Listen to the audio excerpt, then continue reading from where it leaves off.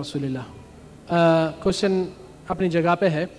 सही बात यह है कि औरत को एहतियात करना ज़रूरी है, क्योंकि अक्सर औरतें पहली चीज़ दुआओं से और हिसार बनने से यानी आयतुल कुर्सी पढ़कर अपने लिए और खुल के सूरे उससे गाफिल होते हैं।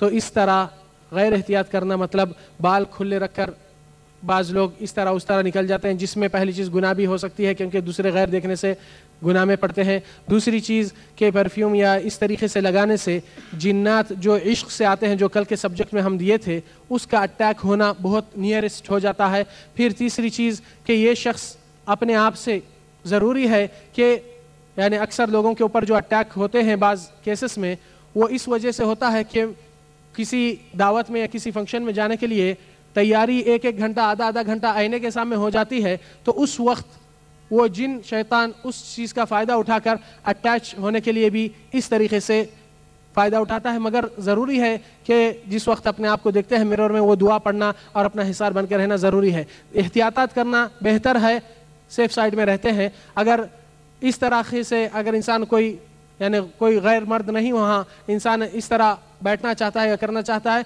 तो इंशाल्लाह कोई हरज नहीं, बशर्ते कि वो दुआएं पढ़कर ये चीज़ इस्तेमाल करे, उसको कोई इफेक्ट नहीं हो सकता इंशाल्लाह। वल्लाहु आलम।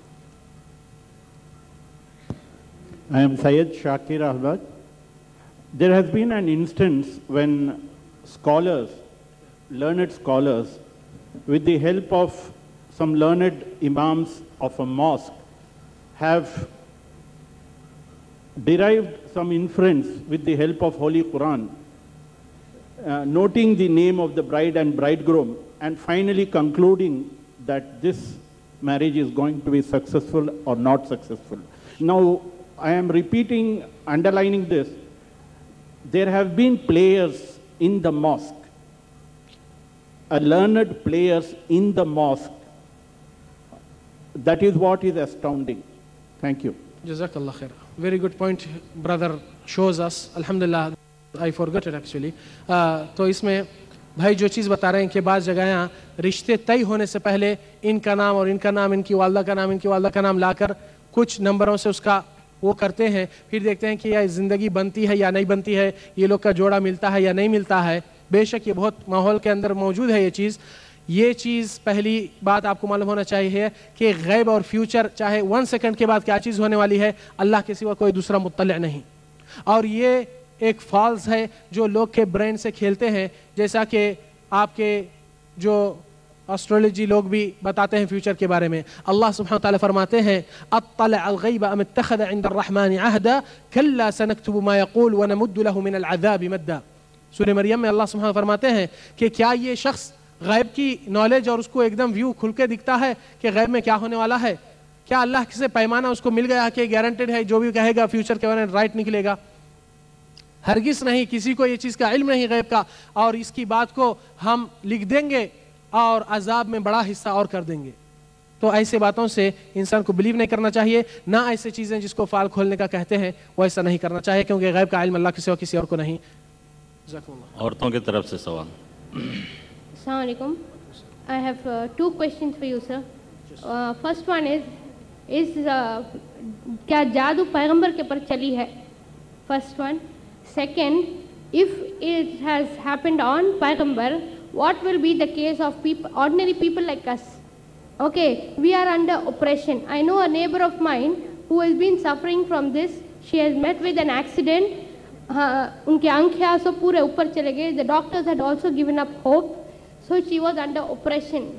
So unless we could, we never knew where to go, what to do. And that circumstances, we had to approach one of them.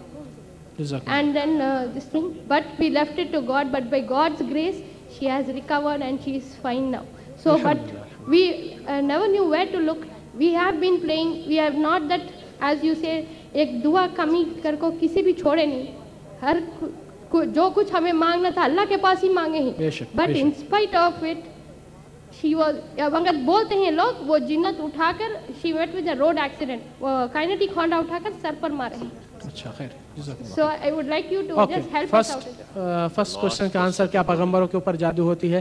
نبی صلی اللہ علیہ وسلم کے بارے میں بخاری شریف میں تو آئی ہے حدیث, اور یہ حدیث صحیح ہے, کوئی بھی اس کو انکار نہیں کر سکتے, اور اس کے اوتھنٹک صحابہ کرام بھی اس چیز کو مانے اور اس میں عمل بھی قدم اٹھائے. آپ صلی اللہ علیہ وسلم کے ساتھ لبید بن اعصم جو کہ یہود میں سے تھا, اور وہ یہودی لوگ اس طرح ہمیشہ اپنے نبی صلی اللہ علیہ وسلم کے ساتھ یہ سازشیں اٹھاتے رہے پہلے سے, اور آپ کو ختم کرنے کے لیے کتنے سازشیں اٹھے تھے, مگر اللہ تعالی ہمیشہ حفاظت کرتے رہا. اور دوسری بات, جب پیغمبر کے ساتھ ایسی چیز ہوتی ہے, بے شک زیادہ لوگ ڈاؤٹ کرتے ہیں کہ جب پیغمبر پہ جادو ہوئی تو پھر رسالت کے اوپر افیکٹ ہوتا. یہ چیز اس سے الگ ہے. اللہ سبحانہ وتعالیٰ کا مقصد یہاں اور حکمت اور وزڈم اس کی ادھر کھل کے آتی ہے کہ نبی صلی اللہ علیہ وسلم کے ساتھ جو جادو ہوئی ہے اس کا کوئی ایفیکٹ رسالت پہ نہیں ہے, کیونکہ اللہ سبحانہ وتعالیٰ قرآن میں فرماتے ہیں وَاللَّهُ يَعْصِمُكَ مِنَ النَّاسِ, اور اللہ تعالیٰ آپ کو یہ پیغام پہنچانے کے حد تک آپ کی حفاظت کریں گے, اور اس پیغام کی حفاظت اللہ تعالیٰ کرنے کا انتظام لے چکا ہے. دوسری چیز, آپ صلی اللہ علیہ وسلم کے ساتھ جب یہ چیز ہوئی, امت کے لیے ایک تعلیم ہوتی ہے کہ آپ کے ساتھ جادو ہوا تو کیا علاج کرنا ہے, نبی صلی اللہ علیہ وسلم کیا اقدام کرے. عائشہ کہتے ہیں جی اللہ کے رسول صلی اللہ علیہ وسلم کو جب اس طرح حالت ہو گئی تھی کہ ان کو محسوس ہو رہا تھا کوئی چیز کرے مگر وہ نہیں کرے تھے, تو آپ صلی اللہ علیہ وسلم اس رات میرے پاس تھے. کان رسول اللہ صلی اللہ علیہ وسلم ذات لیلہ جاءنی کان عندی فقام من اللیل فدعا ودعا ودعا, تو آپ صلی اللہ علیہ وسلم رات کے حصے میں تہجد میں اٹھے اور دعا کرتے رہے, نماز پڑھتے ہوئے اللہ سے مانگتے رہے.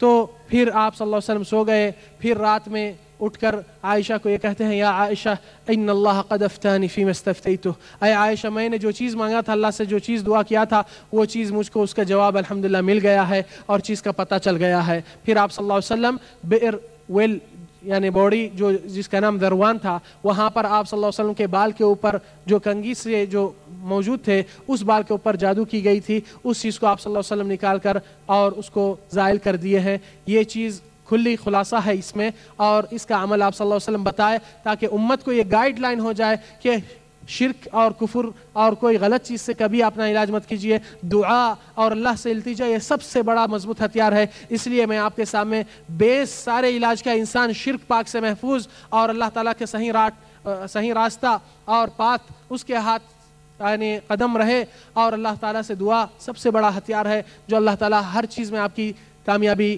دے سکتا ہے. دوسرا سوال کا جواب یہ ہے کہ آپ کے ساتھ جب آپ کسی سے اس طرح ملنے جاتے تو آپ کیا پڑھنا چاہیے. ایسے انسٹنٹ ہوتے ہیں, بے شک ہوتے ہیں, اور آپ خود کل کے درس میں سنے ہوگے کہ ایسے واقعات نبی صلی اللہ علیہ وسلم کے دور میں جس وقت ہوئے تھے, آپ صلی اللہ علیہ وسلم کچھ احکام جاری کرے اور کچھ دعائیں پڑھنے کے لیے دیے انسان کو. نبی صلی اللہ علیہ وسلم کی ایک دعا ہے جو کل انشاءاللہ, اور آپ کے پاس بھی جو دعائیں ہیں ابھی جو ڈسٹریبیوٹ ہوئے اس میں پہلی اور تیسری اور چوتھی جو دعا ہے بسم اللہ الذی لا یضر مع اسمہ شیء بسم اللہ ارقیک واللہ یشفیک من کل داء یؤذیک, یہ دعائوں کی کتاب ایک کتاب بہت بہترین ہے جس کا نام حصن المسلم ہے. جو بھی انشاءاللہ یہ کتاب کو ٹرانسلیٹڈ بھی ہے, انگلش میں بھی ہے, اردو میں بھی ہے. اگر یہاں پر انشاءاللہ ایگزیبیشن کے گراؤنڈ میں موجود ہے تو آپ لوگ حاصل کر سکتے ہیں, اس میں بھی دعائیں کافی ہے. حصن المسلم اس کا نام ہے. تو اس وقت پیشنٹ کے لیے جب جاتے ہیں تو آپ اللہ تعالیٰ سے دعا کر کے جو بھی نبی صلی اللہ علیہ وسلم کے مسنون دعائیں ہوں انشاءاللہ اس میں لمبا چیپٹر ہے, انشاءاللہ کل علاج کے سلسلے میں وہ بتایا جائیں گا. واللہ اعلم. نماز کا وقت ہو چکا ہے اس لیے سوال جواب ختم کیا جا رہا ہے. کل 2:30 بجے پھر یہ پروگرام ہوگا اور اس کے بعد انشاءاللہ زیادہ وقت سوال جواب کے لیے دیا جائے گا. جب تک کے لیے اللہ حافظ.